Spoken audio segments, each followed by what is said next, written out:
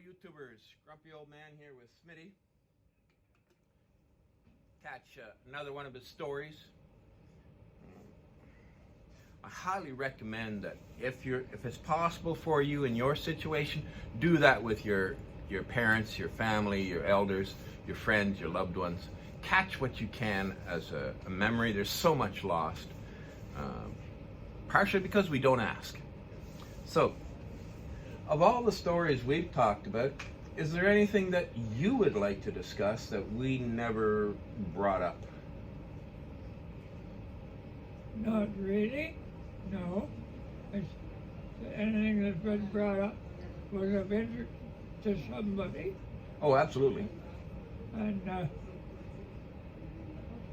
it was little knowledge that haven't been passed around to very many people. It's a narrow interest now. Yes. It's not a wide interest. So that's about it.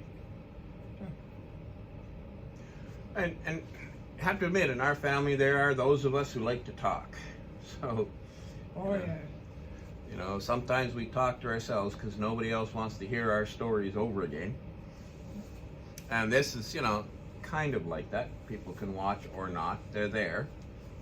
I share them with family and friends and the greater world. There are people who regularly subscribe to the channel to hear your stories and comment on them, which is pretty cool. Yeah. You know, Troll watches them regularly. I'm actually heading to his place after I have my visit with you. Oh. Going to spend a night there and pick up Fred and bring him back out to my place for a while. And you know, he does a lot of the YouTubing. He actually gets a check in the mail occasionally too, which is nice. I'm not doing it for that. I just do it because I like to talk. Yeah. You know? Yeah, same here. Yeah. Same with my horse training. I had no intention to get into it to a level that I was going to have to file a license and be inspected by somebody that I had trained to shovel box calls. Oh, absolutely. Absolutely. And that was almost killed, I think, the other person. When I was put on disability, it was October, and it was raining every day, or it was dull, yeah. Yeah. Or it was cold, and they encouraged me to enroll in the training program that was out of Kentville, wasn't it? No, this one was on the edge of the city where the fire hall, where the old auction block used to be. At Greeley. Oh, Greeley. Okay. Yeah. And I got out there and got talking to some other. And I said, shit, I've been shoveling fox dolls since I was 8 or 9 years Since you old. could hold a shovel. I said, not on a box doll. I said, I was working hard and driving her since I was 8 years old. Yeah. Yeah, you grew up with them. I'm not going to start as a boss. I said, we'll eliminate the stock trading, because I know how to do that. I said, I could have struck somebody on that. Well, right now, don't have anybody to instruct, and we only have one licensed instructor. And I said, is he English or Western, yeah. Well, very English. I said, good.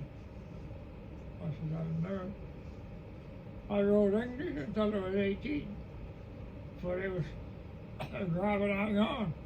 Yeah. And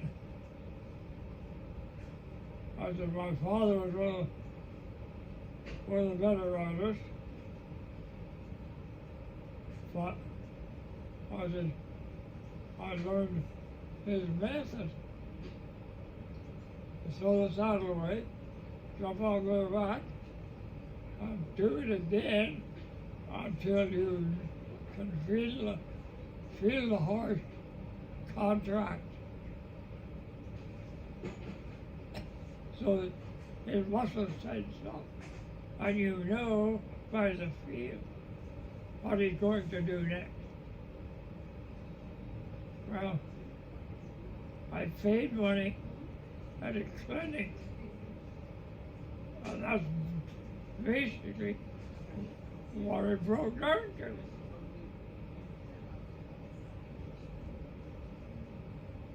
to. You were paying somebody to tell you what you what you grew up with. Eh? You were paying somebody to tell you what you grew up with. Yeah. Yeah. Absolutely. When you're riding beer, well, it doesn't matter. When you're riding beer, you watch your horse's ears, and his eyes, and his skin. He doesn't do anything ahead of time. Horses, he's what they call a prey animal. Yes. He's preyed. He is preyed upon by the vigorous, even the horses. So, and the horse is rugby. He looks out of each eye independently. They don't locate together. He's got a bare spot, 7 feet, out to 7 feet in the front, and out to 7 feet immediately behind his tail. But he can't see a thing. Yeah, he's got some blind spots. He turns his head one side or the other for to see that spot.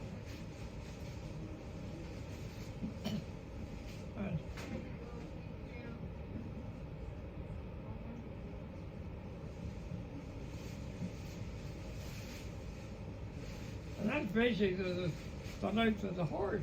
That's right. That's 7.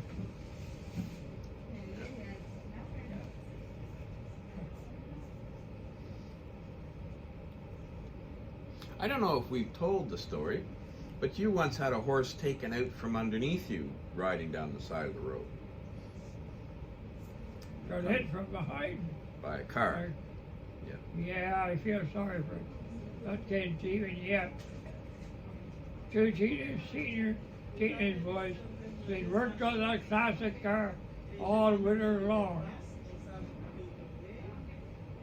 Given it 7 coats of Admiral paint. And they took it out for an initial drive that evening. 27th of April, a Thursday night. Coming down to 017 eastbound from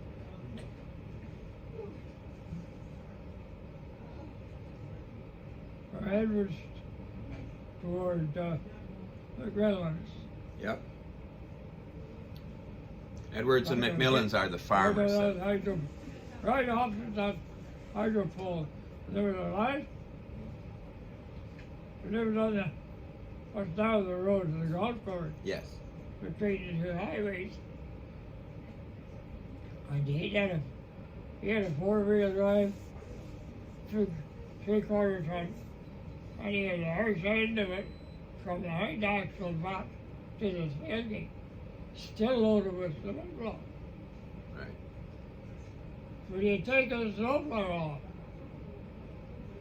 and the headlights were mounted on top of the hood, so they weren't down low. And he come up, it was just time to get dark, and he turned the headlights on. Here comes the damn thing. And he didn't have the lower ones hooked up. He had disconnected them. And these two boys were in this car, behind, coming down the grade, real careful.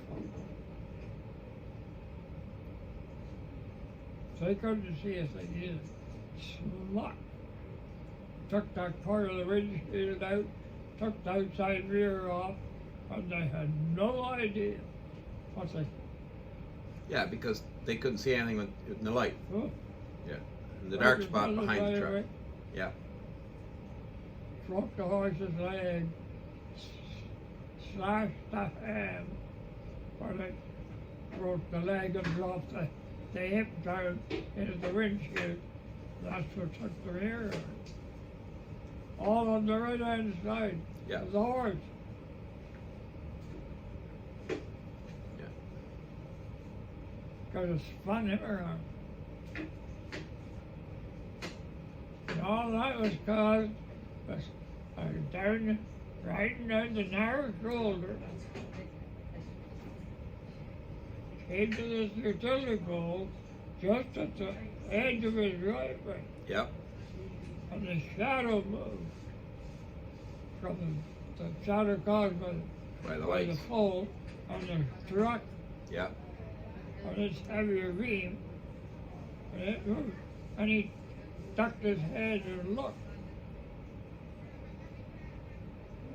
Yeah. Took the hind head right out of him. Bounced me off over the left front shoulder. And I held on to him.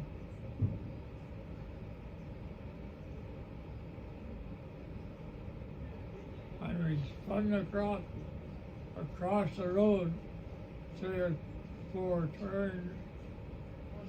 And he's able to slam my ribs up against Paul's mailbox. And I knew if I didn't let the horse go, I was going to get really bad hurt. So I let him go.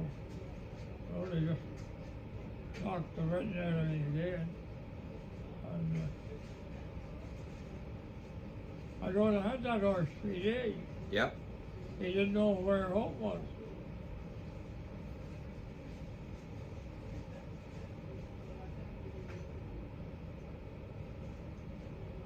He ended up stopping on the lawn on the opposite side of the road. No, No? there was a building, that old Englishman, had a workshop down in the hollow, Oh yes, I remember that. and he wound up down there with his, by the time we found him, 2 hours to search that little area, Yep. and somebody told us where he was. By the time I got to him, he's covered in sweat, Yep. chalk, and wet, and so he turned black, same as everything else around. Yeah, I mean that time the police were there, and I got a statement from everyone. And the fellow in the pickup truck said, I knew when I saw the car coming, you were going to get hit. Well, before going to do. No, it takes seconds. Yeah. Yeah. So, but anyway, the police rode out a permission for him and shot the horse. We had stripped the equipment off him. So he lay on the grass at the corner of the field till the next day. Daylight. Yeah, because I came and picked you up. By the time you got a hold of me, it was hours later. I don't know who. It was me. I came and got you. I had the truck at home. I don't even know if I was old enough to drive then. But I remember coming to get you. Because the next day I remember taking pictures of the hoof prints on the side of the road. Yeah. Yeah. And the hockey puck. Yes. Yeah. Yeah. The judge looked at them and didn't really disregard them, but they weren't legal. No. They weren't done by CSI Cumberland. They were done by me with a, 35 millimeter camera. They weren't properly marked or identified. No, and it really wasn't germane to the case. No. It didn't change the facts. We knew you were on the side of the road. You were there. Yeah. It's not like we were trying to figure out. Yeah. But that was. And you told me at one time that was the best horse you'd ever owned. You only had him for 3 days, but he was a great horse. His reputation was the same as Smoky. Oh, okay. And he was almost the same color. Smokey's Joker was an Appaloosa we had that taught me how to ride, basically. He was he was purple when he got wet. Yeah. Yeah. He had a purple eye. Yeah. This one had too. Yeah. And they were close to the same age.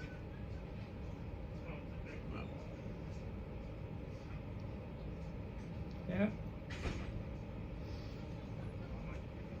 Well, now somebody once told me that you fell off a horse right on the main street of Renfrew, in front of the post office or the town hall, the fire hall. They said they saw you riding down the main street, the horse bucked, you landed on the pavement, you hopped up, got back on the horse and continued on down the road. So more than likely you were... Oh, yeah. Sure, I was all right. Now we're going back Yeah. 75 years. You were what, 18, 19 at the time? Yeah. I might still have been in high school. Afternoon. About 20 after 12 on a Sunday. Let's put a year on that. 12:30. No idea. A year on it. So when did you finish high school?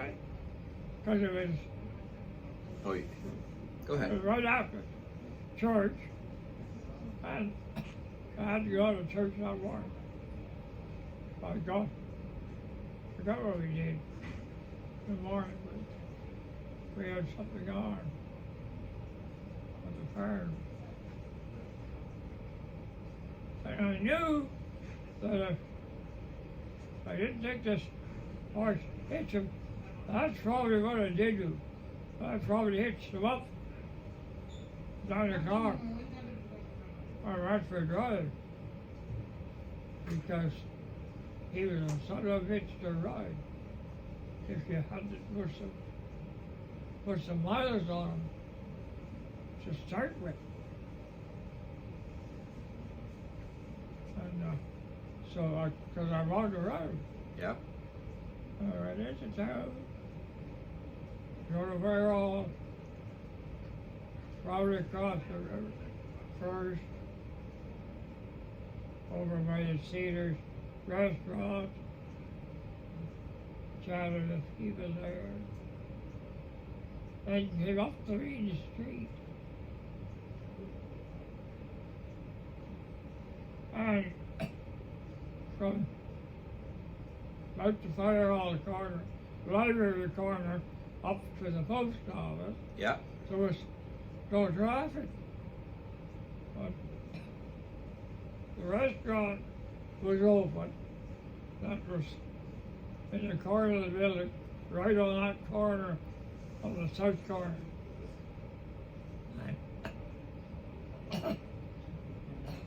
That horse knew that town better than I did. We got close to the corner, and I knew he was going to try to duck down that side street, so I was getting ready. John was short, day to eight. He ducked me between the guy wire and the pole up on the sidewalk. By this time, I knew we were going to have to turn the corner. But he was shod with flat shoes and on that asphalt, no grip, and we were going too fast to get turned safe. So I tried to get him to slow down. No. But I did keep it going basically straight ahead. But when there was a family sitting at the table in the corner. Some on their backs to the window, and some are at right angles to it. The ones on the side street at the back to the window. And here comes this horse. Not stop. He didn't decide to stop until he was 3 steps away from the window. And when he put the brakes on, his front feet slid, and his hind feet stayed basically together, and they caught on the curb. Oh, okay.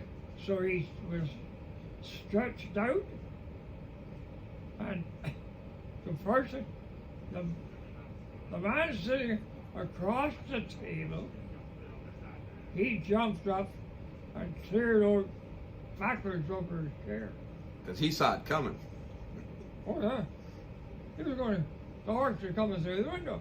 Yeah. And the lad to his right, which was sideways, his back was to the main street. He jumped up to grab the table to steady himself.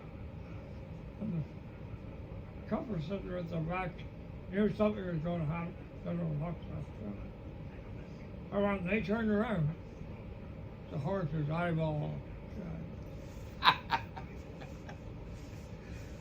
His eyes are 4 inches away from glass.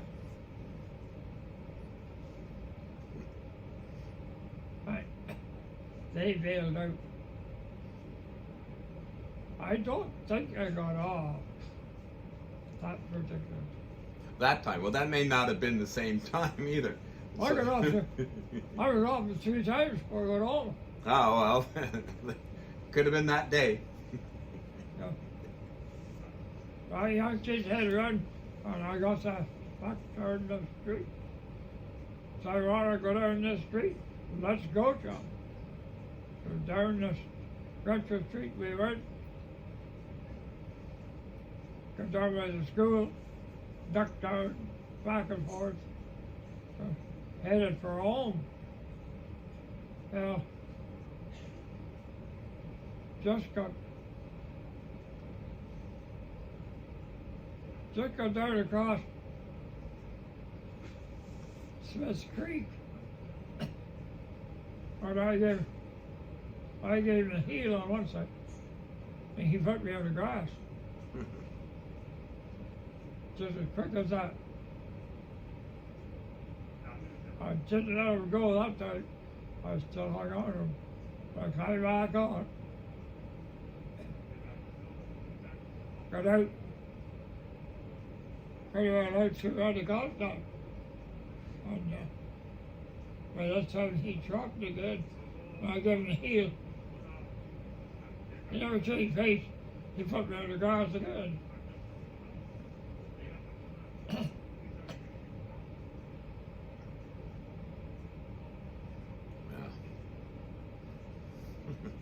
The after he got in on the farm, pretty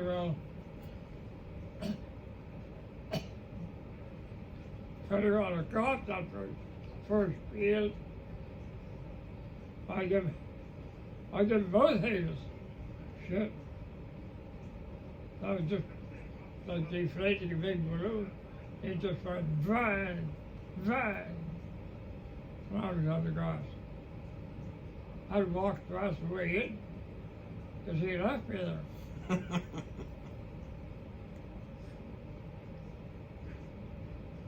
But it was spring in the year, the ground was soft, and nobody had mowed much of their lawn. So I didn't get hurt. And our garden I hadn't done any work on it since fall when it was flooded. So it was turned over, but it was soft. The frost was, we're just starting to put the crop in again. So I climbed on, put up in the plowed ground. And I worked on him till he broke a sweat. We done like a sugar. Between the guard, when I quit, if I'd have ridden him between the guard on the stable and given a heel, I'd have been in the grass. He had me quit.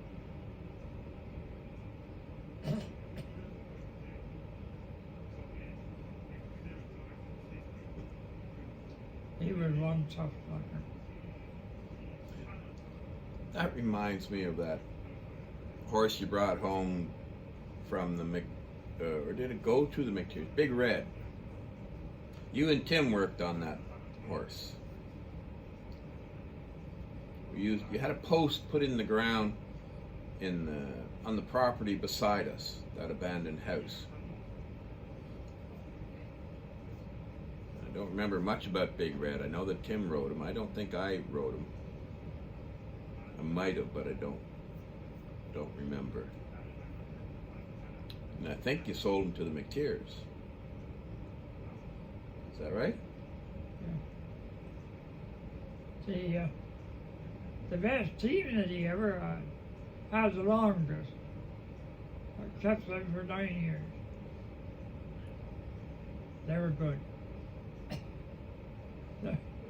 An old fella in town used to drive some good horses. The family had some excellent horses. But he chewed enough that whole lot. And he's used the plug for stuff, or used it for stuff.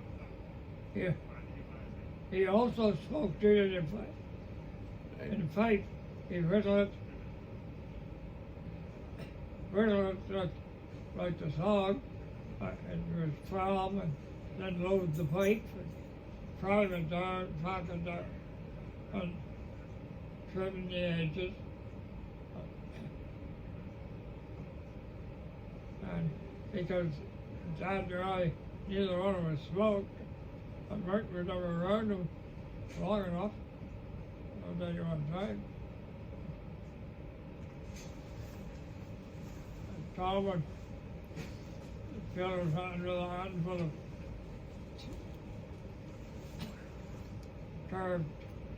carved off the plug tobacco. Well, so they were loaded with molasses. The tobacco was loaded with molasses? Club tobacco. Oh, club tobacco. Okay. Yeah. And that horse loved that old fellow. And I tell you, anybody else got a hold of the reins, and before they even said get up, jerked on his mouth and yanked his head around, and maybe gave him a scut down the rib with the lash of a whip. Didn't get very far. Tom could go around the world. Whatever Tom did, that's fine. Yeah, I've got some tobacco. Yeah, and he So would. He'd give the horse a piece of the chewing tobacco. Yeah. Jenny gave him a little feed before he took him. And then when he come back, I was done for the day. Give him another piece. Gave another little hand. Yeah. Oh yeah. That reminds me of that fellow out near Hawks or out near Trolls that we lived at for a year that had the heavy horses. He talked about he would keep an old rotten apple in his back pocket because the horses would smell it and they'd follow him around everywhere, and then he'd give them an apple before you. Well, you did the same with Smokey. Anytime we went out in the field to get him, you always took something. You didn't go empty-handed. Crust of bread, piece of an apple, something. Yeah. And he learned that. You walk up to him, you gave him a treat. He'd follow you back because he'd expect more. Yeah.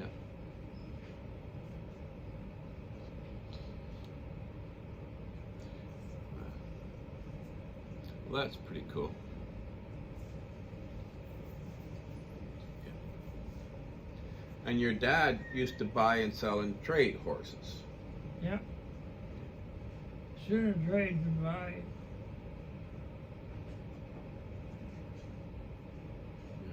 Because I remember you telling me he once sold the same horse 3 times. Yeah, over time. Yes. Yeah.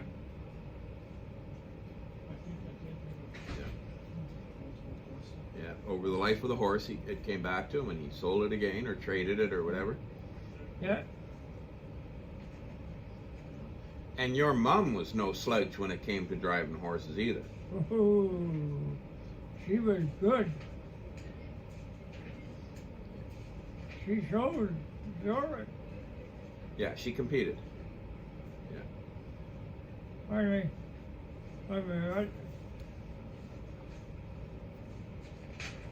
Judy.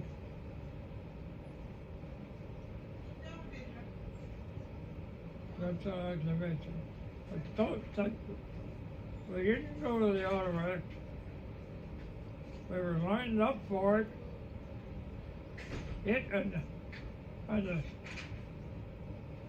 automatics in November. Yeah. And my grandmother died. Oh, okay.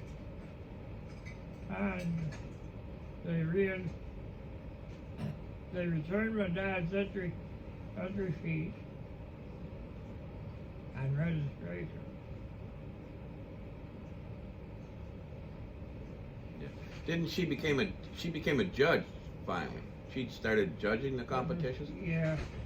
Yeah, that's what you That's because started judging. yeah, they made her a judge so that other people had a chance to win. Yep. Pretty much what happens. Yeah.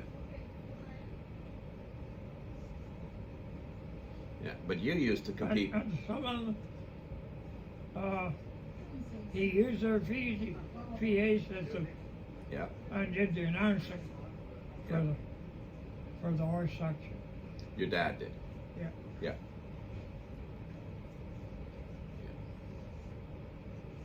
I have memories of that at the Renfrew Fair. I remember him doing that. Well, he did it at Cobden and Shawville. Oh, okay. Because of basically the same group, Yeah. same horses. He knew the horses Yes. and he knew the men that drove them. Yeah. Yeah, because you had an uncle in Shawville. Yeah. That raised racehorses. Yeah, he didn't do race horses. Oh, it was, Although he drove race horses. oh, okay. Oh, he drove them. Okay.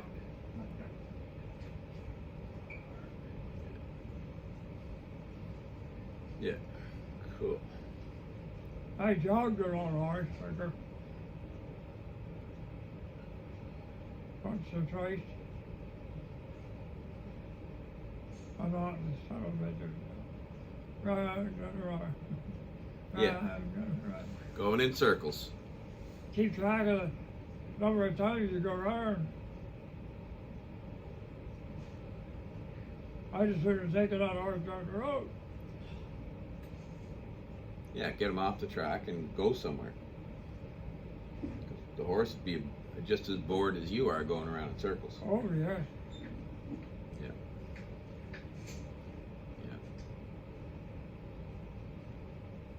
Now, how many miles you figure you put on riding horses?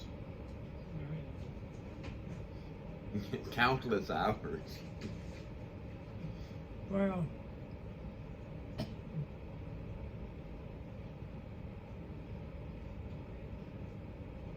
how many miles from Cumberland The through Pembroke. to the far end of Pembroke? Yeah, out to Oh. Pembroke. Yeah, I remember that. That was And I took 3 days riding to do. I rode Monday and Tuesday. I stayed and ran for Wednesday. I rode Thursday and Friday to get to February.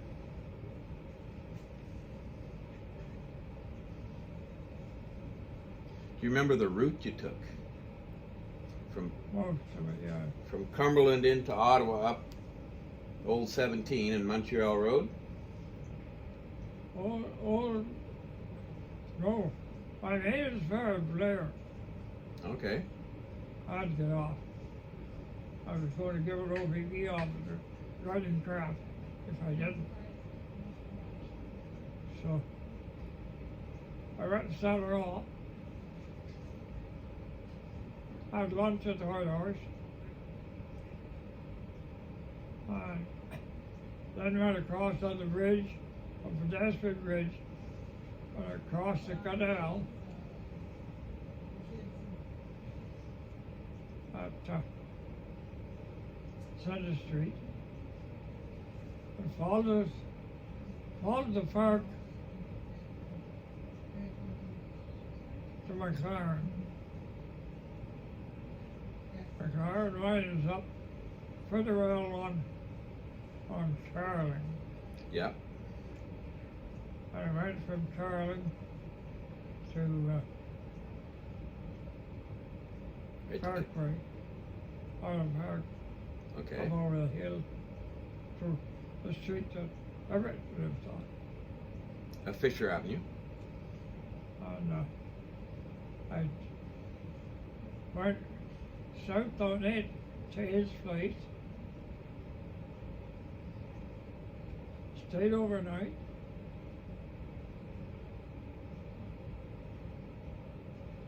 No, that was the way home, wasn't it?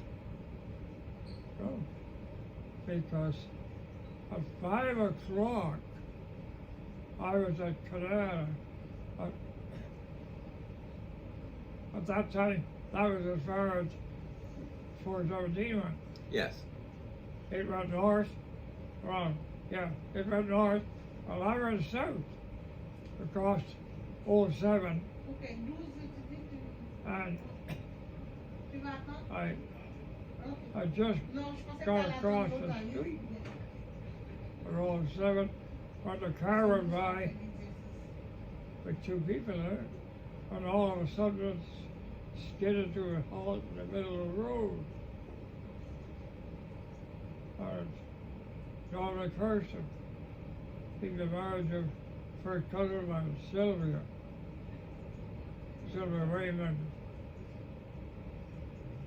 And they had split up. He had been in the military. In fact, he might still have been in there at that time too. I'm not sure. But he insisted that I keep the horse at his place. Because I was headed to Delbert. Okay. Delbert's lived in Barhaven. Yeah, just off of, what the hell is that? I remember the place, but yeah. I want to say Saddington, but not. Yeah. It's the one that runs over the Carp from there. Yeah. I think it's Carp Road. But anyway, Yeah. Eagleson. Yeah. Yeah. I fed him, watered him, put him on a long rope. That's, I know now, if you're going to do that, the safest way is 10 feet of chain, swivel snap on each end. That way, if they get it around their foot, Yes. all they're going to do is stand still, give their foot a shake, The chain will drop. and it'll slip off. Not like a rope.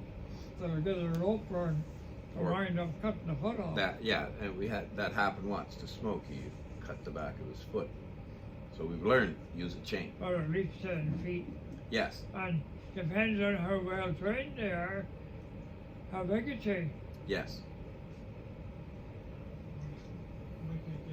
So where did you So head the out next after? day- Yeah. Next day I headed out, still Highway 15.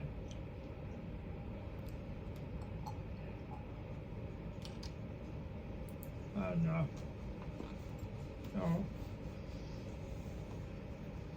Highway 7 Highway 7.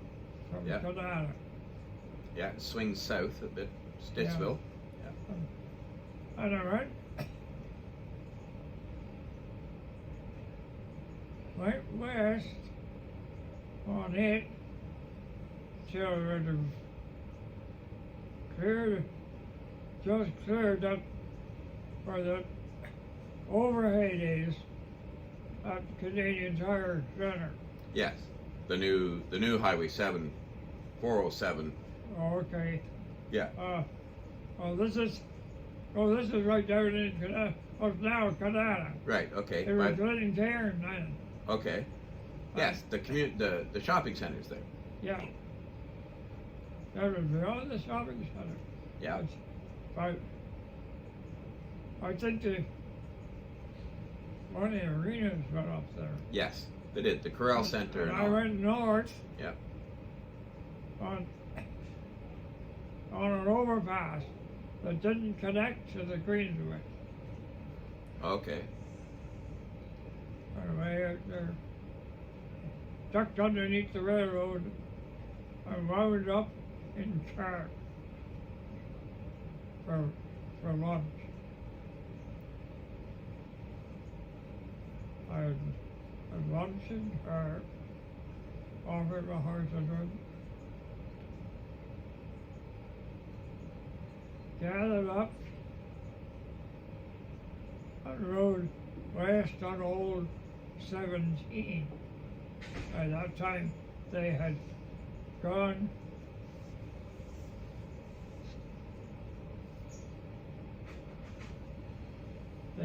north where the first exit is after you go over the where the right stable boarding stable is. You climb the hill there from Moody Drive Yep. The escarpment. Yep. to the next one. And that one went into Carr. Yes. I followed Highway 17 back to 17 at truck stop. Oh yes, yes. Antrim. Yeah. And I followed the shoulder of the road from there into our car. And I crossed the bridge and I went ahead to Main Street, which is the next one. Yep. Next intersection, traffic light, post office That's right. and The bank. church, Yeah. and the bank. Yeah. And I went left, south, Mm-hmm. to the railroad track. The feed mill was there. Right. That's where the liquor store is now. It's in that same area. I think the feed mill's there. The building is there, but Yeah. Yeah. Anyway, I went in there and I topped up my grain. I oh, was good. just about out Yeah. because when I was traveling with them, I didn't spare many grain. No. Oh. You had them in Oh, your that's what I saddlebags. do. Yeah. And I picked up grain and I ran the head up and took the White Lake Road. Which is where the truck stop is now. Yeah. Uh,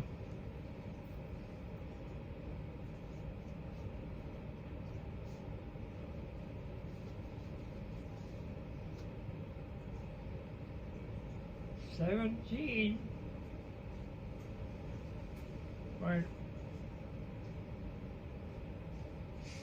went north on the route that it sits on now, Yes. but it was only 2 lanes. Yes. That time it used to go right down through our farm That's right. and out that way. So,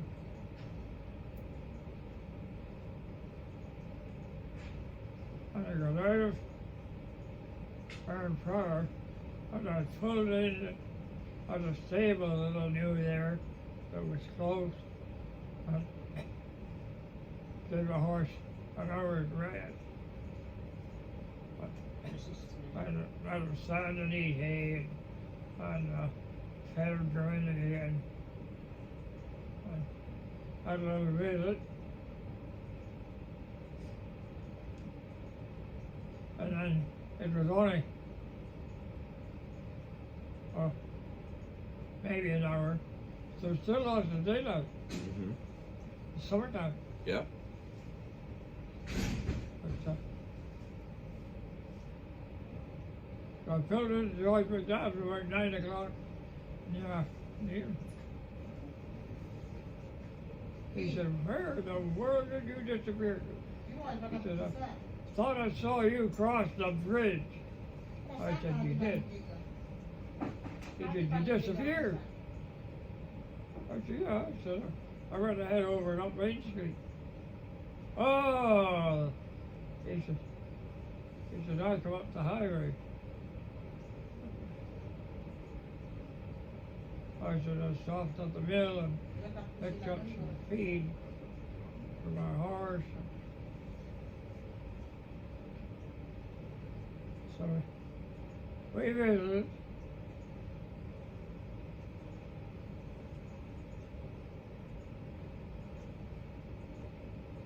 Stayed overnight there.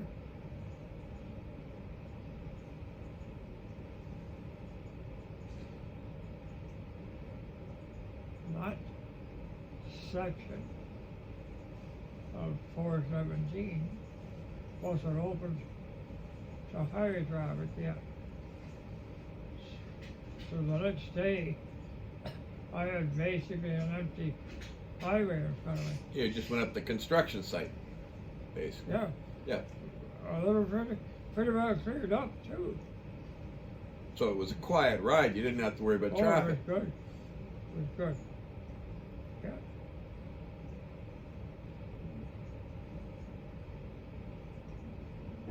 You had to noon of it, remember?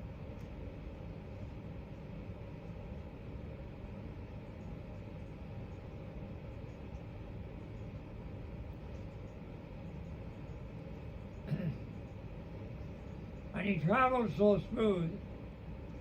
Man, you could sleep on him. Yes, you could. Yeah. It didn't matter whether he'd walk on or jog, smooth, yeah. He has to stay awake. But he was awake always. It didn't matter where you were, trail riding, had saddlebags, or or not. He wouldn't go through between two trees if anything was going to touch even one side. He'd take a look, hesitate, and decide whether he was going in or not. Yeah. And if he decided he wasn't going in, You no couldn't make sense him. in pushing, No. because he was going to wedge. Yeah, he knew. Yeah. So when you left Renfrew and headed up the empty highway, how far you get? My dad, trying to think how the highway was that time.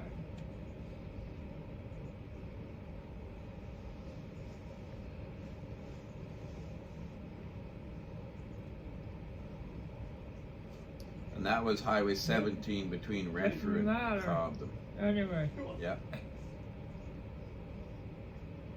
normally I left town. I don't put in the store around 8 o'clock in the morning. Yeah. But I knew I didn't have far to go. I knew I'd be where I wanted to be, close to where I wanted to be before so. But, and I wasn't hurrying. So Dad was bustling around, and he wanted to go up the street. He wanted to go to the post office and stop at a couple of spots, talk to people. I said, go ahead. He said, yeah, but I want to see out of the road. I said, that's all right. You can do that. Catch up. He said, where will I catch up? Huh? I said, between the golf course and the bar line. Or the Douglas side road. He said, oh shit, man. I said, oh. So I headed down town. Just wasn't pushing at all. We come out past the shopping center. In fact, I went down the side road that lines up with the farm. On the ski hill. I went down to the T in the corner where you went left, you went down toward to the river where the farm road started. Mm-hmm. Or if you turn right, you come out at those schoolhouse at the end of the railroad siding on Seafair Railroad at Waterloo Base Junction. So we turned right, went up the road. Now, Mom and Granny and Grandpa were living on Bank Street about that time. Yeah, they were living there then. Yeah. So I kept an eye open, see if he was showing up. Didn't show up. Got the golf lake corner, or the golf club corner. No sign of it. So I followed on, and we got to the junction of at that time, county, it was a county road, 127, I think.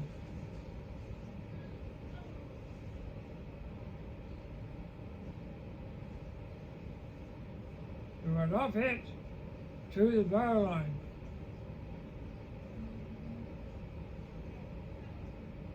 Where the cheese factory sits, sat that time. There's still a building there. I took the bar line and across the intersection from the church. There was a family lived in there. Still, we had delivered them twins, the firstborn. But I knew they were there. So I swung in, stepped down and rapped on the door. 12-year-old girl came to the door, and I said, is your daddy Jack at home? No, sir, she said. And her eyes good to me. And I said, is your mom home? Yes, sir. I said, tell her there's an old cowboy out there. So she did. By the time she got to her mother, I guess her eyes would be as big as that clock. And she said, Mother, there's a cowboy out there. He says, he's an old cowboy. She started laughing. She said, that ought to be Dwight Smith. And up she comes from wherever she was. I don't know. So we visited for half an hour or so. Yeah. And it was then further up, closer to the Cobden Deaconville Road, Marie and Murray and his family lived on the other side of the road. And I knew that there was likely to be somebody home. So I turned in. Yep.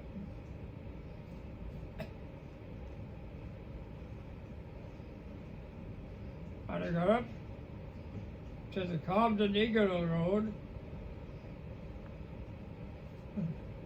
Ronald had built the new house on the top of the hill, but I knew there wasn't a stable there. But I knew there was a stable down the dead end toward the Snake River, just halfway down the concession. So I went down there. First cousin of mine, son of Wilfred Beaver. I went in there and asked if I could put my horse up for the night, have a visit with them in the meantime. And they said, sure. Hadn't seen each other in a long time. And he worked with Ronnie over at the mine, at magnesium mine over at Haley. So they traveled together.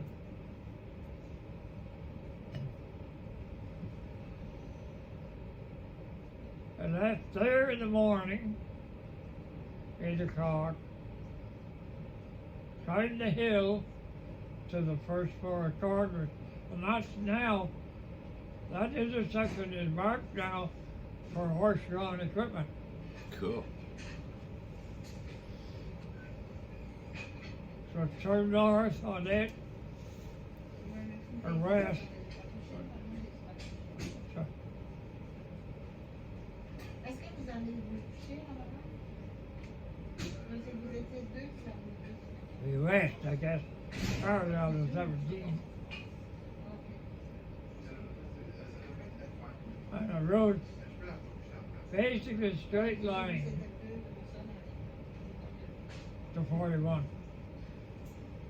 Where 41 crosses from Eganville across to Pembroke. Mm-hmm.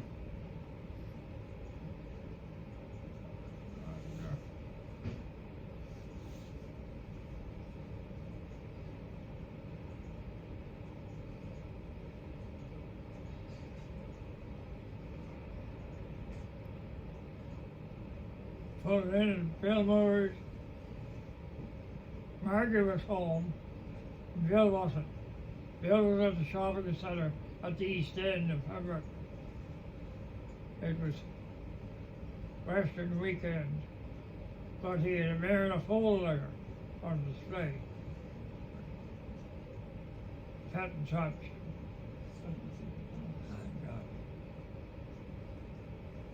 So I stepped back on, rode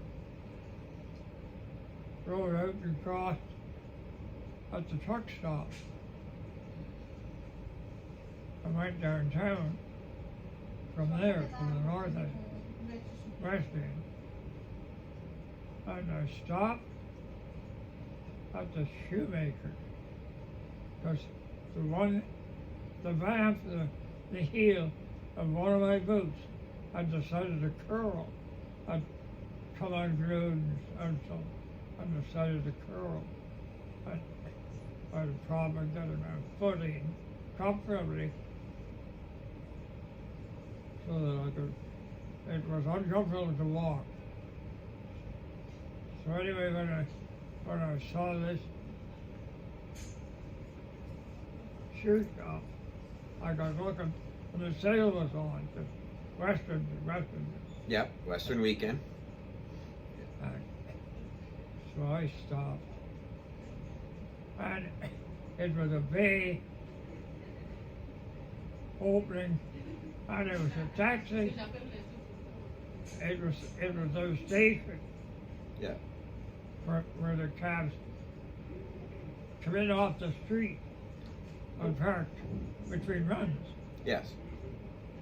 So I decided the gas pipeline, because I think it's all was hold up.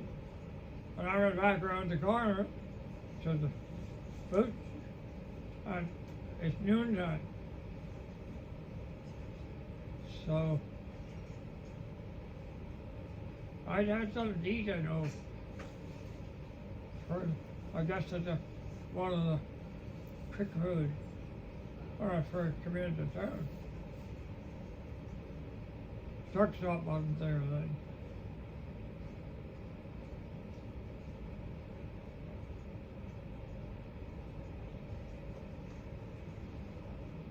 So I asked her if she did repairs. She said yes, she did. And I showed her what the problem. Oh, no problem at all.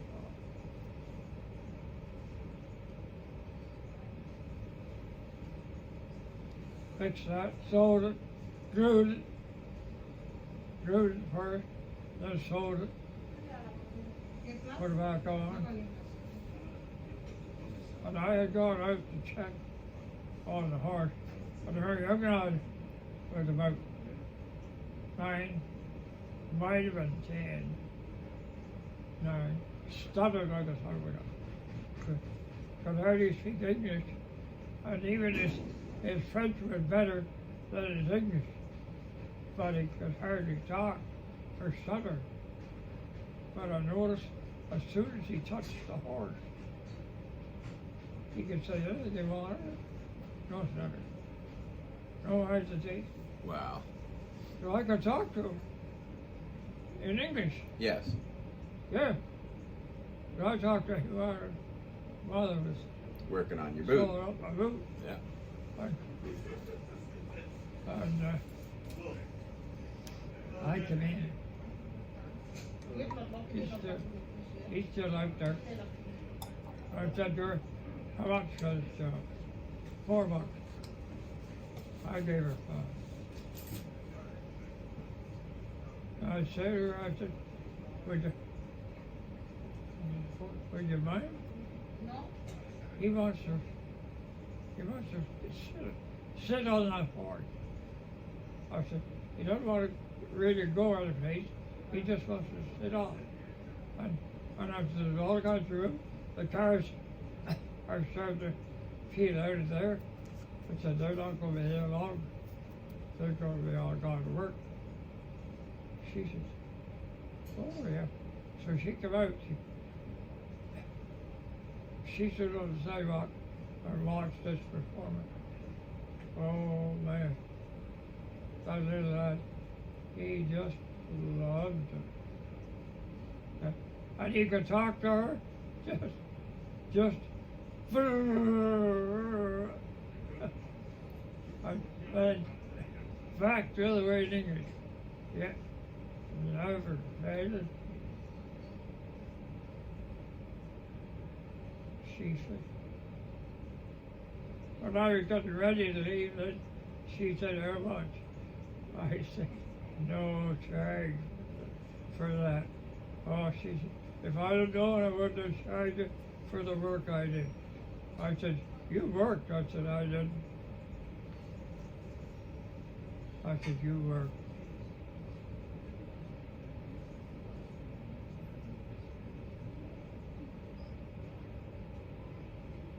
I gave her the direction to Billboard. I said, you know now what helps him speak. And if you have problems, take him there. Let him look at the horses. Let him come down. Let him touch the donkey. I said,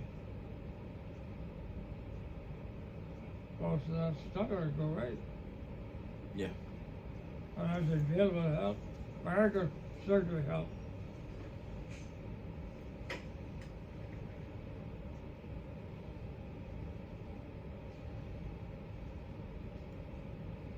So that's where you turned around. So No. remember? No, you kept going. I rode right down through Bedford, eastbound, to the east end, Right. shopping mall. And here's Bill's truck and trailer parked out the yard. So I just started to the head door and went in. I had my chaps on and everything else. And stepped in the door. There in full. He had them kind of half barricaded back a bit so you could stand inside them. And he was talking to somebody. And he looked up and he said, where's your horse? I said, he's tied to the door of your trailer. He said, you should talk for a few minutes. Finally, this fellow left. Bill says, where's your horse? I said, I told her. Tied to the trailer. He said, anybody else I wouldn't believe you. Yeah. I said, yeah, that's really. There was an exit door. So he went there and opened it. The trailer was right there.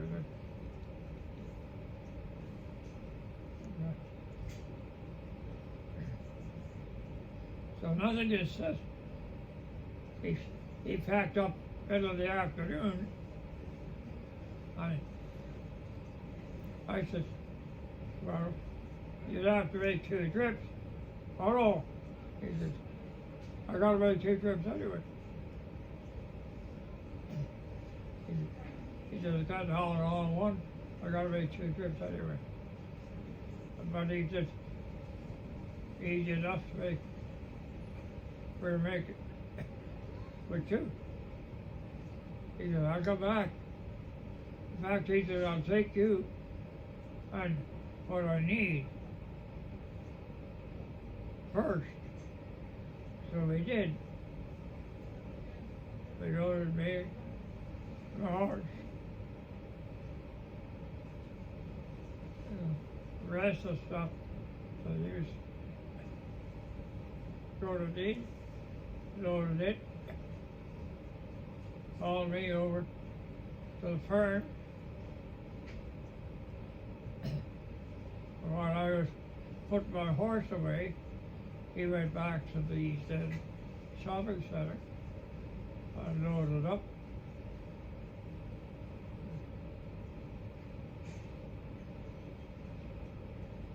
Yeah, it's tough.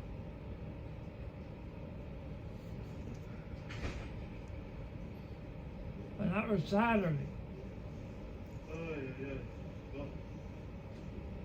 And on Monday, I left and came down Government Road toward Petersburg and Haggard, or Porter's Falls. Stayed off Highway 17 and came out on Compton. Stayed overnight in Wilford.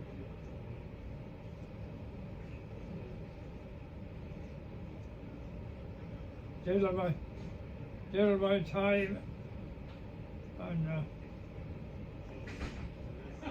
went to Douglas for lunch. Had lunch there and then rode down the old Douglas Road, up the Orgo, they called it by the water. Up the Orgo Road, where there more master. But that road traveled almost due north.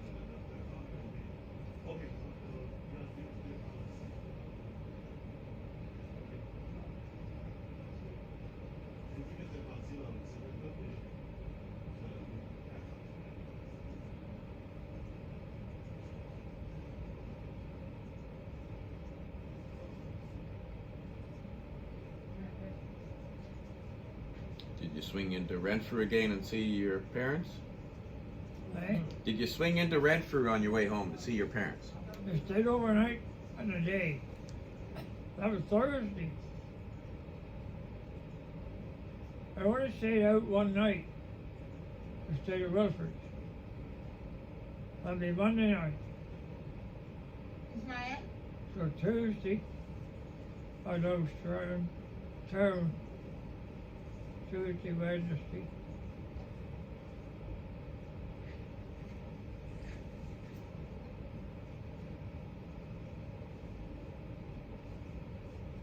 So then from Renfrew, did you? Thursday. Oh, Friday. I left. I just stayed in Renfrew Wednesday night. I loaded up, and Facton was gone by 9 o'clock Thursday morning.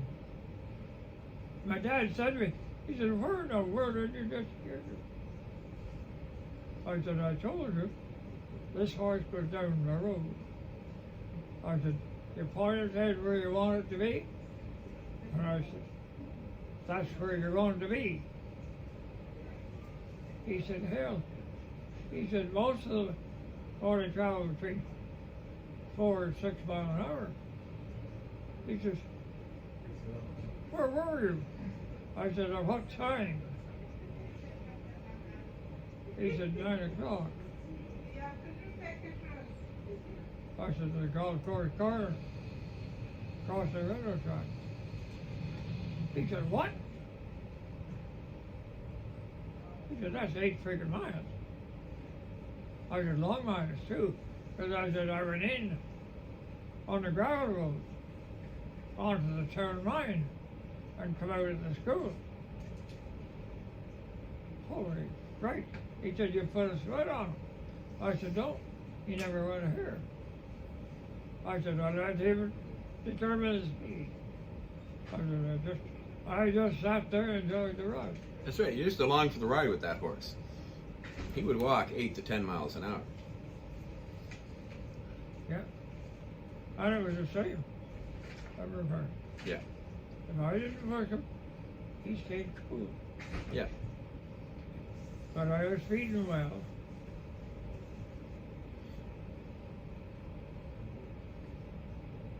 We dropped in at the Blueberry Farm. And That Pakenham, the RCMP. they would let me stay overnight that night. Right. And hell, I was going at 3 o'clock in the afternoon or thereabouts. I've no idea. I had had lunch with a friend of mine at Burnstown. Up on the top of that hill. Yeah. That's the cemetery road, right? What do they call that road from Burnstown to Renfrew? That goes past the cemetery at the top of the hill. Is that what you... Am I thinking the same place? Non, mais j'étais venu en bas là. The road from Renfrew to Burnstown. Do they just call that the Burnstown Road? Yeah. Okay. So from Burnstown you went to Pakenham. Well, depends. Some of it called the White Lake Road. Oh, yeah. Well, on the other side of Burnstown, they usually call that. Yeah. From Burnstown to White Lake. Okay. Yeah.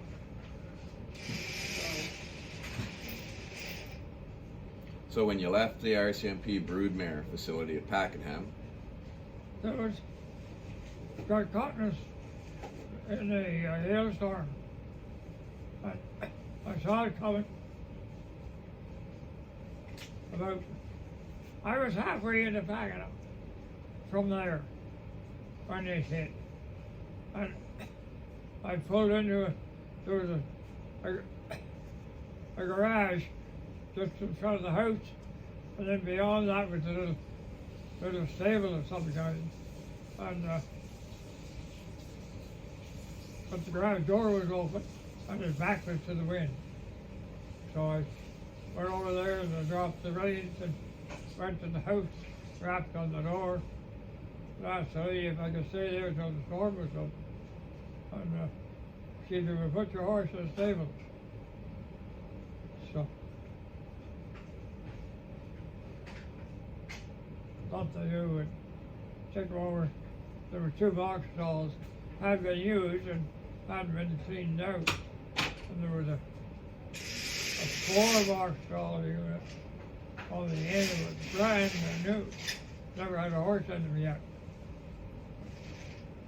And she had originally planned on doing trail rides. Right. They started to put the dam in on our car.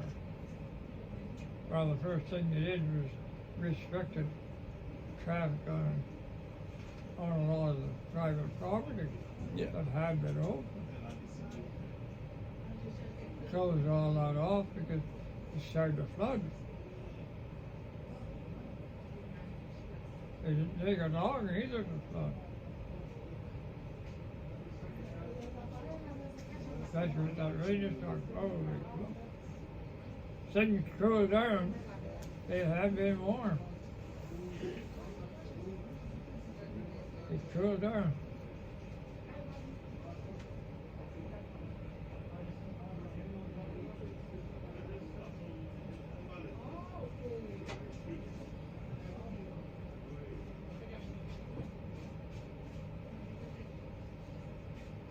Then it quit raining.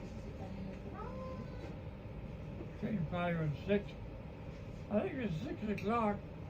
I was eating.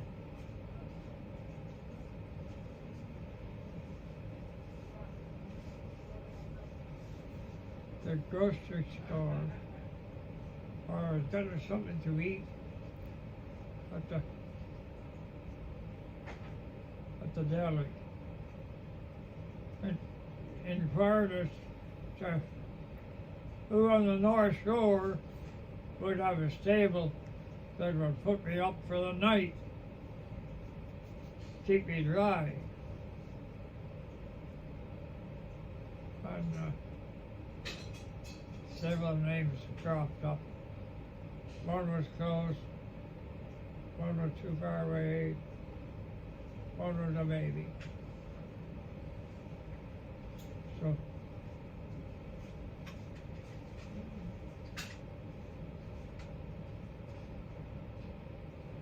across the bridge, climbed the hill and turned right and headed for the Almont. That way. Got down there. Late, it started to get dark. Started to get real dark because it was overcast and cooled off quite a bit.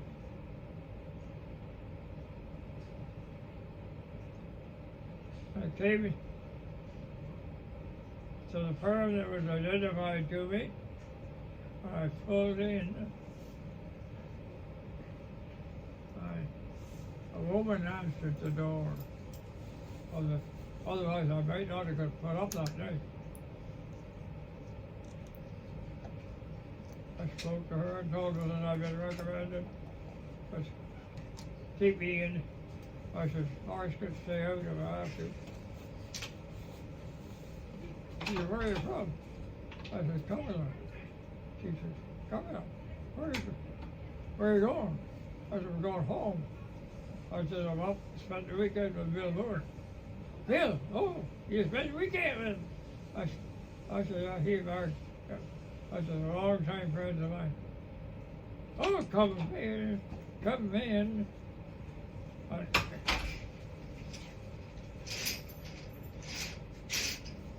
So we got over to the little barn. Box stall is nasty. Clean, dry enough, but not nasty. Nothing to do, we cleaned out the two young eyes there. One on a wheelbarrow and one on a shovel, on a fork rather. And in 10 minutes they had that stall cleaned. They had, in the course of the conversation, I suggested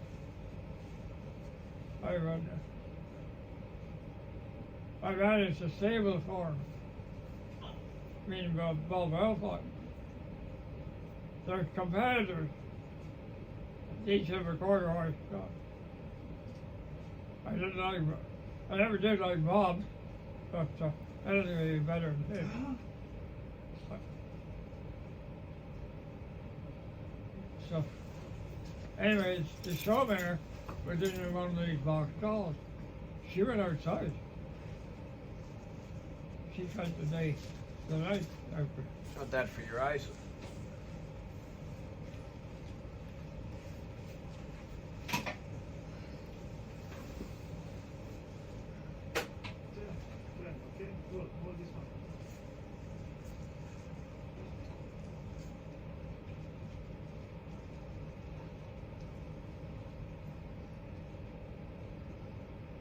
So he worked for a construction company in Ottawa. And he was leaving home at 7 in the morning. They put a cot in the living room. I told them I was on my own. But I was awake when he started to get out of bed. So I got up. I knew I wanted to go back to sleep. It's daylight. Yep. And I got up and got dressed, met him.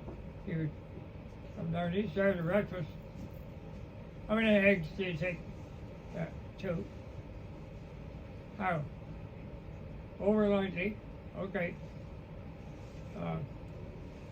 French fries or fried potatoes? I said, whatever you have, just double it. I said, your food's my food. So he did.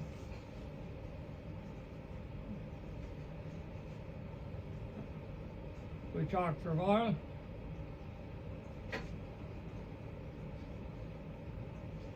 When he was ready for work, he picked up his pails and rode them in his pickup. He said, see you at the show. I said, see you at the show. Okay. And he went out the lane, and I went over to the stable. I had already, before I got to breakfast, I'd already gone out to fed my horse. He had his hair. His son, he looked after him himself.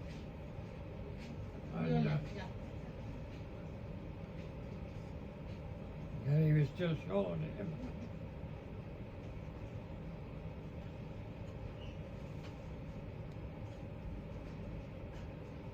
And I left there. It was just starting to clear off. So it had rained quite a bit in the night.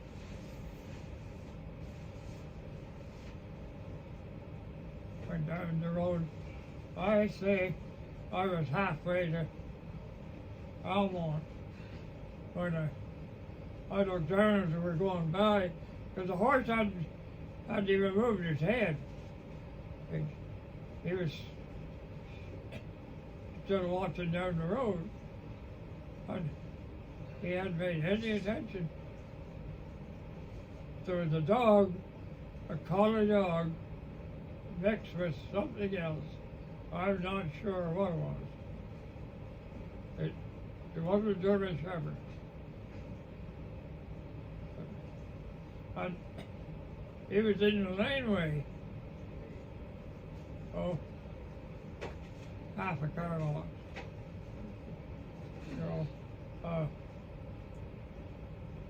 student, but he didn't know this laneway. He'd go as far as the fence and then turn and come back and sit on the shoulder of the road. Then get up and go in the laneway and come back out. We rode on by and went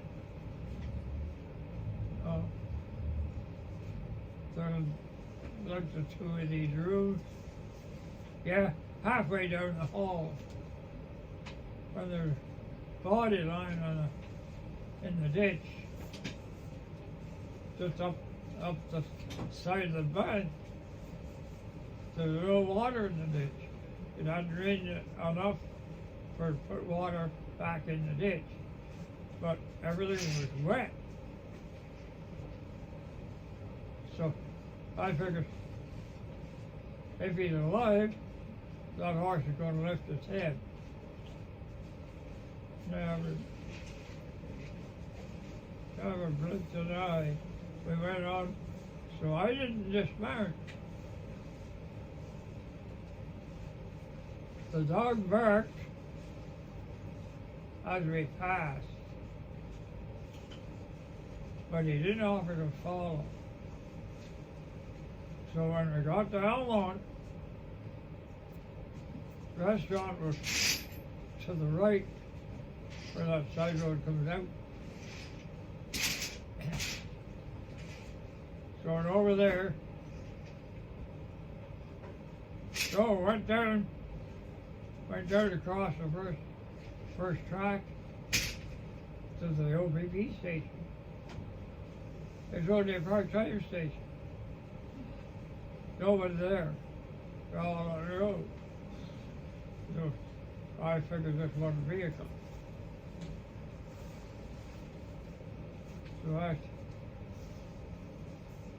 went back up to the restaurant and went in because it's the only one that's open. So he have to be here eventually. Yep, they come in periodically. I said, wouldn't hurt to give it a call. I said, there's a body on the south side of the highway, on the up against the shoulder of the road. And I gave them the description and the mailbox number. I said, I didn't examine the body. I said, there is I assumed it was a farm dog. I said, so I left the dog alone. And I said, then when I saw the body, I left it alone. But I said, you'll see the horse track right there.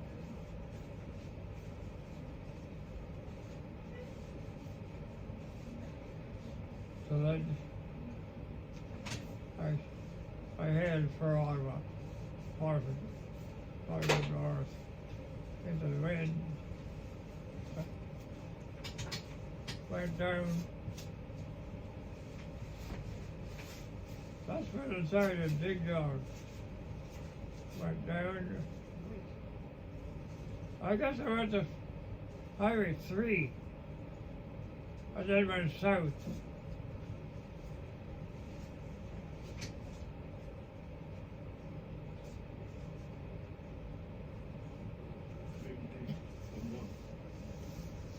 And at noontime, I come along, I don't know, used to be a farmstead, and a log house, and a bungalow, all flowers and bushes, screenings, and oh, beautiful setup.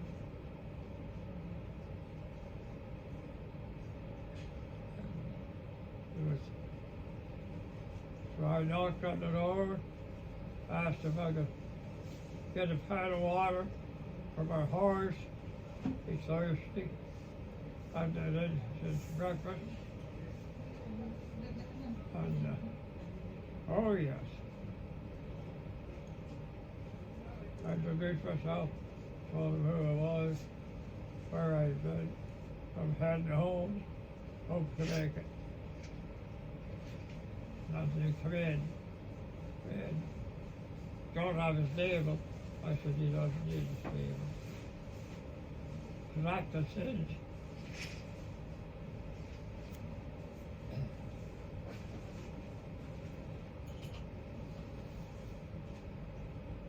And that put me north of 417.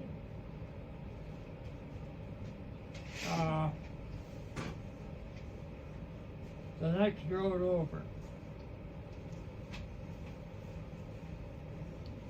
I'm gonna bring a map next time and we'll trace it out. Yeah. Yeah. Yeah, and that end of the canal wasn't built. No. I passed the highway garage. It was built then. Yeah. I have hauled stuff in it in the winter time.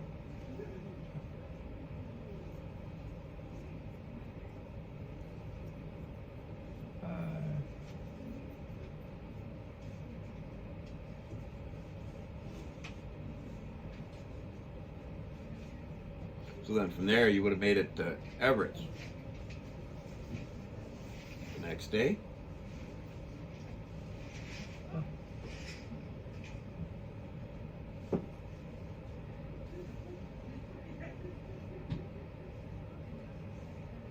I had stopped down in the south end of the old canal, original. There was a 22 stall stable originally. I don't know what they were paying. Bunch of teenage girls looking after it. They were the only ones, any place I'd been, asked for a cargo set. I had one, but it didn't work. I had to take it with me. So at the River Farm said, "Oh shit, that's all worth the paper they're on." No, it's not. I said, I know that, but I said, I should have it. I said, I have it. It's available. And some places are right in Covenant, you think, you had to have it, even in the winter time.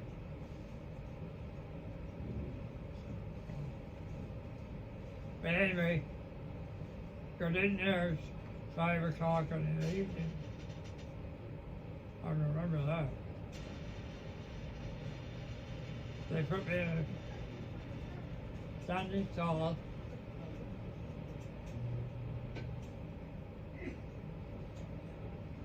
Sloppy, wet, flies, shit. They made a solid rat. Wow. I was there about half an hour. I thought, it's still here, loaded.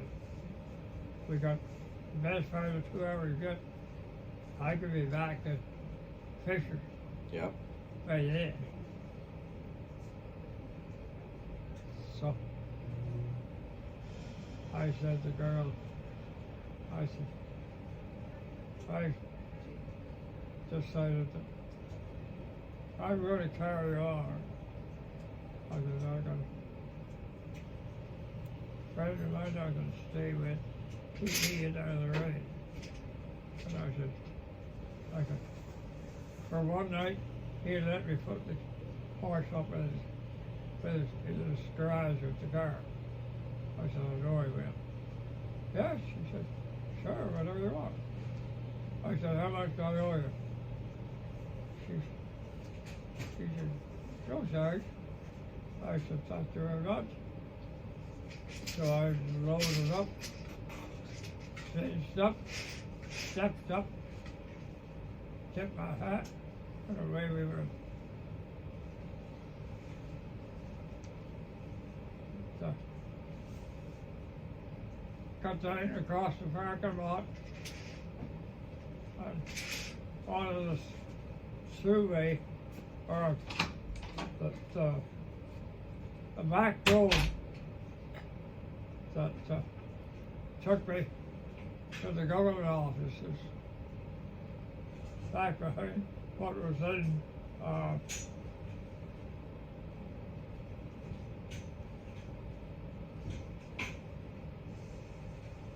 shopping, Canadian Tire.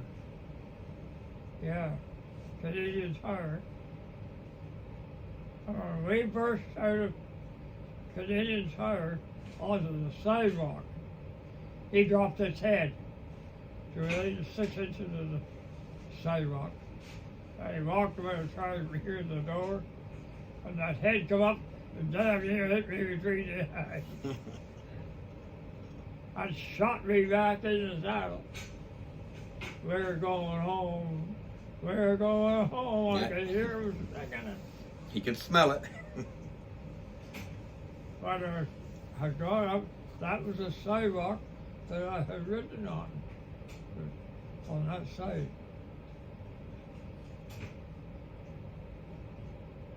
Got down to the east side of well, that's a Village Corner. And he was going to follow the old road, and I said, no, we'll take the throughway here. So I put him in the middle, and we traveled on the grass in the median.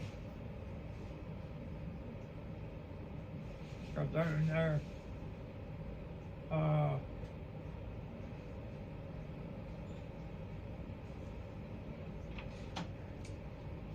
Close to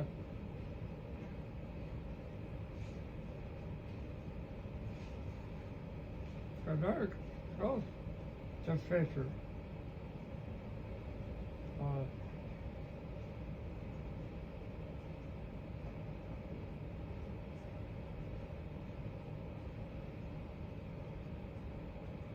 And I had come off a bicycle trail, but it wiggled the wagon and didn't come close to Fisher Avenue. So we carried on ahead. Can I do something? Yeah. To Fisher. Okay. What is not? It's not. And it was a Friday night, payday for the servants, public servants. And a lot of them were out on their balcony. Some of them tried to harass. I just harassed back.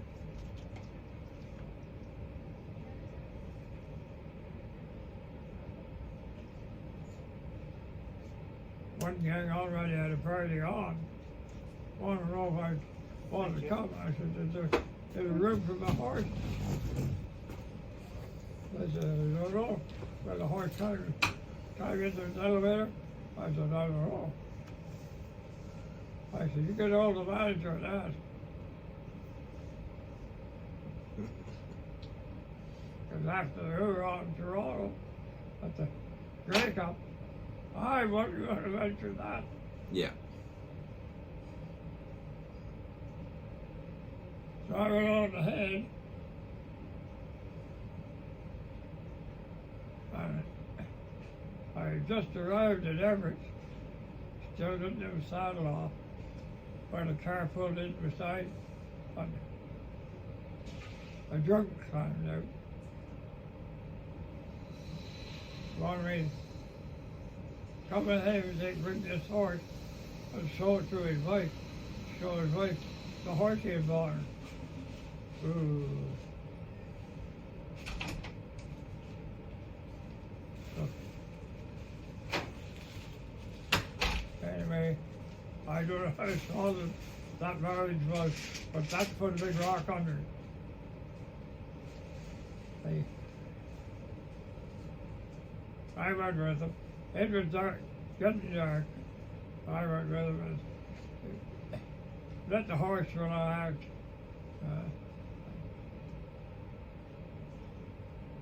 She was home. He didn't even bother knocking. Just opened the door, held it, pushed me in. Horse came in. C'est noir. Ça, c'est The dans noise was different when she was right there. laisse ça là quand tu vas masquer.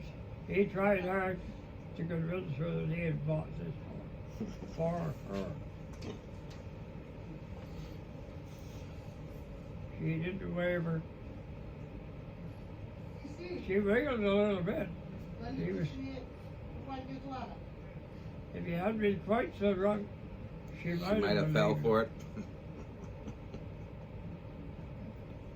But, yeah. Then it took her back, put him away, put the equipment away, bed was great. I left to pay the water.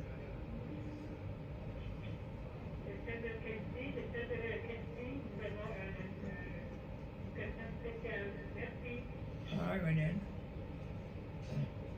And the folks who were there, they were just heading out. So they delayed things until I got settled.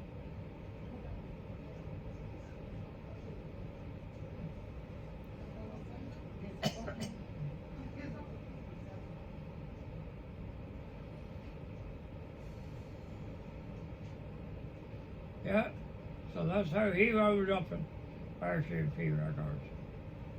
Yeah, we've done that story about what happened the next morning. And you riding him Oh, home. well, 2 o'clock in the morning. Yeah. That's when the knock came on the doorbell rang. The lights were still on the house. The party that had been there, gone to Holland for the evening, had got home. Turned one of the lights on, and they were getting ready. They were getting ready for bed, and the cops showed up. Ottawa City Police.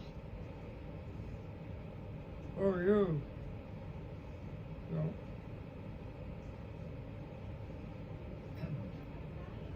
wanted to know who these people were, identify yourself.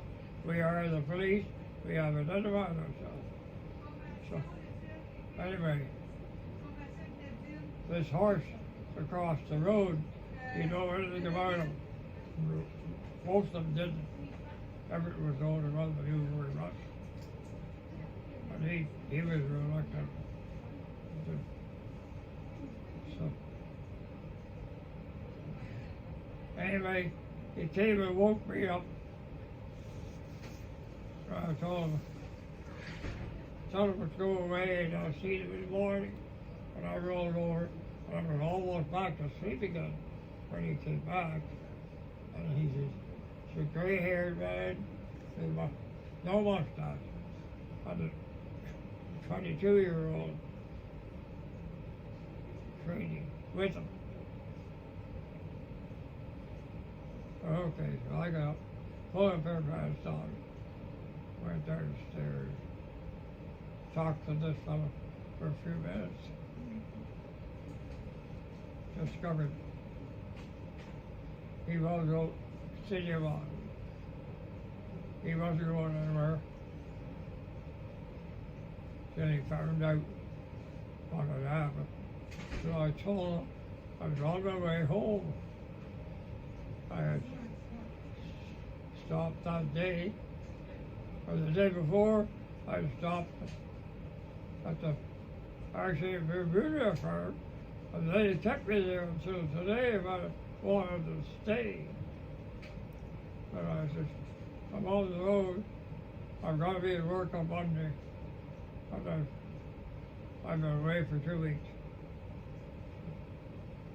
So I said, I've got to get home, preferably today. And I said, besides that, I hear that chuckle through the door. I said, Ted and I really. Yep, Ken Laverty. And another big story, yep. came in a big circle of man. Yep.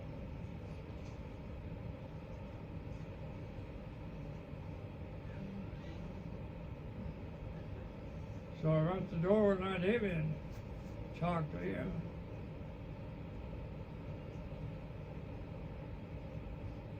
So it was after 3 o'clock before I got to bed, back to bed. And it was closer to 4 for the rest of them got to bed.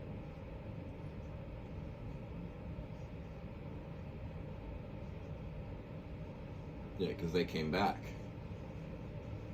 So got up in the morning, 7 o'clock, went down, fed the horse, watered him.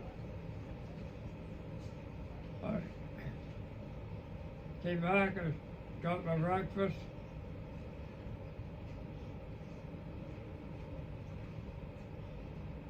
Got tacked up. And stepped up and we were down Preston Street, crossing the intersection of Preston Street when the RCMP And car Carly. cruising on Carolyn Yeah. going westbound stopped right in the middle of the intersection. Like the light had just turned green for Preston. There was the car waiting. So didn't bother them as much. They got out of the car and come over. We stayed there for a little bit, and I finally said, "Look, we're blocking the road here." And I said, now there's 3 cars. I said, those 3 cars want to get to work. I said, you're stopping if we're going to work. Oh, okay, over there. So off the street on the lawn, the end of our place. Mm-hmm. They wanted ID. I said, I'm driving a horse, I don't need it. That may be, sir, but if you have any identification with you, I'm going to see it. I said, okay. That's good, clear enough. So I showed him my ID. And I said, what's this all about anyway? He said, it's about putting a horse on government property without permission.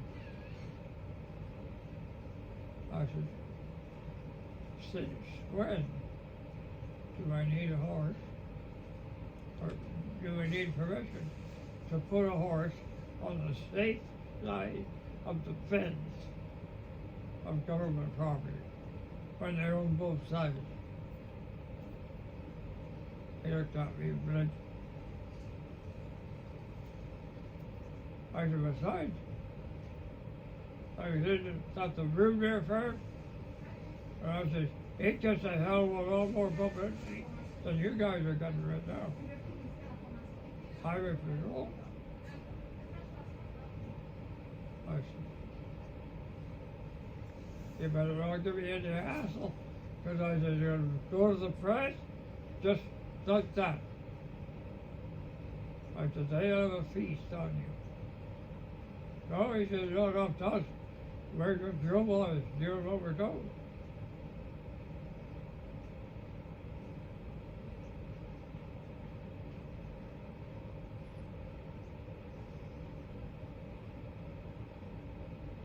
So anyway, we went down the rest of the way, carried down the meeting to Bronson, and crossed Bronson, and straight down to the canal. And get down Main Street,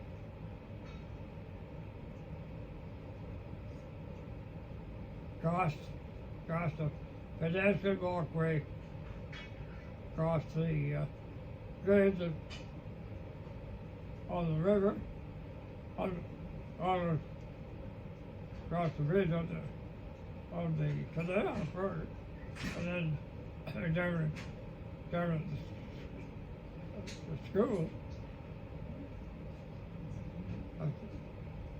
So you finish putting all the rest of the intersection in.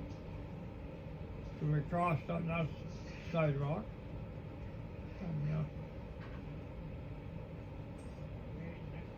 went down past the highway garage, and it was just about 8 o'clock, or thereabouts then.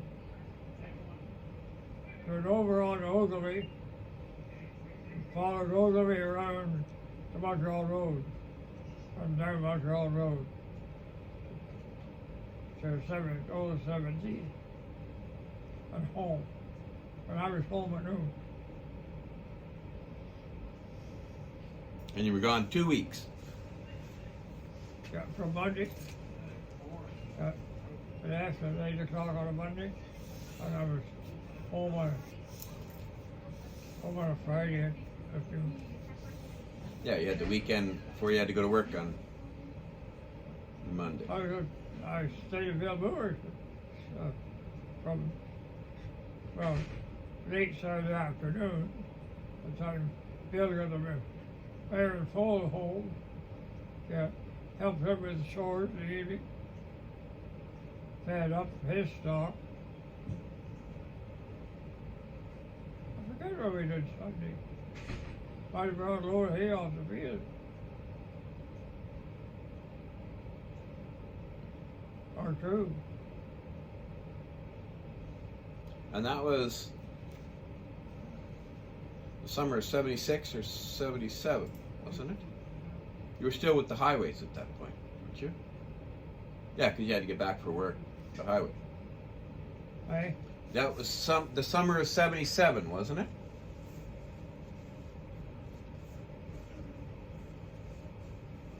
Yeah.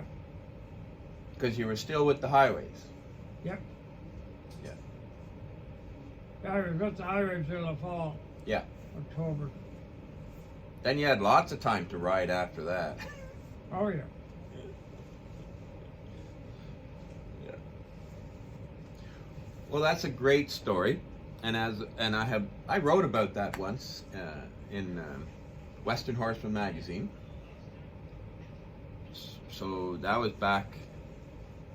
I forget when I wrote that. It was 77, 70. No, it would have been after that trip I wrote about it in Western Horseman magazine. So what I'm going to do is I'm going to take your wagon and get a horse, and I'm going to retrace your steps. I can't ride now, but I could sit. Don't do it. Why not? Too damn much crazy traffic. Well, that's something to consider too. You're better off Doing it in my truck. with a truck and a pickup, Yeah, or a pickup and a trailer, yeah. and don't even own the trailer. Right. Okay, well, it was a thought I was going to get into. Borrow it from somebody, Yeah, and yeah, there's somebody will deliberately try to see how close they can get to it. mm. And our horses aren't used to higher traffic acts. Oh, that's true Or too. now, like Yeah, they were then. like we were then. Well, that's a good point. Whoa, man. Yeah. Well, then I will shoot that idea down and won't bother doing that. But I want to thank you very much for telling me this story. I added to the collection of what we have. This is probably the longest one we've ever recorded. And, well, it covered a 2-week trip, too. So if people have any comments, any questions they want to ask them, just let me know and I'll pass them on to them. And we thank you very much for watching, and share it, and subscribe, and stay safe, everybody.